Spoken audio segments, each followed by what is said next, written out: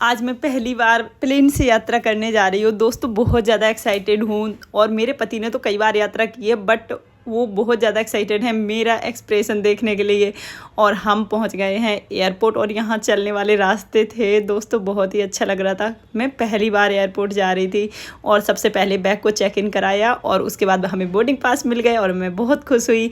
और यहाँ पे पता नहीं कौन कौन सी मिठाई थी बट मैंने कोई नहीं ली क्योंकि इनका प्राइस बहुत ज़्यादा था। और हम अंदर गए, ये सभी हमें नमस्ते बोल रहे थे और हमने देखा हमारी सीट है। लकीली हमें विंडो सीट मिली हुई थी और हमने जाते ही सबसे पहले विंडो सीट खोली और बाहर का नज़ारा देखा। मैं बहुत ज़्यादा एक्साइटेड थी और देखा सब अपने अपने लगेज रखने लगे थे इसमें। और ये इसमें टेबल भी होती है, इसको मैं खोलना नहीं जानती थी, बस मैंने सीखा। इस यहाँ पे मोबाइल रखते हैं और हमने मोबाइल रख के देखा। अब हम अपनी सीट बेल्ट बांध रहे हैं। मेरे को बांधना नहीं आया था बट मैं अपने हस्बैंड से पूछती जा रही थी कैसे बांधनी है। दोस्तों मेरे ख़ानदान ने तक आज तक एरोप्लेन नहीं बैठा था और मैं पहली बार बैठ रही हूँ। मैं बहुत ज़्यादा खुश हूँ और मेरा प्लेन धीरे धीरे उड़ान भरने वाला था। अब मुझे बहुत ज़्यादा डर लगना शुरू हो रहा था, मेरी तो सांसें ही अटक रही थी कि अब अगले पल क्या होने वाला है। और हम धीरे धीरे आसमान की ओर जा रहे थे और देखते ही देखते जो दिल्ली है ना, बहुत छोटे छोटे शहर लगने लगा, बहुत छोटी छोटी सी बिल्डिंग दिख रही थी। और देखते देखते ये धुंधला सा पड़ने लगा था क्योंकि हम बहुत ज़्यादा ऊंचाई पे पहुंचने वाले थे। और ये क्या, ये अब तो मेरे से नीचे मेरे बादल हो गए, मतलब वो वाला गाना याद आ रहा था, आज मैं ऊपर आसमान नीचे। ये सच हो गया था क्योंकि बादल है हमारे नीचे हो गए थे और हम बादलों से ऊपर हो गए थे।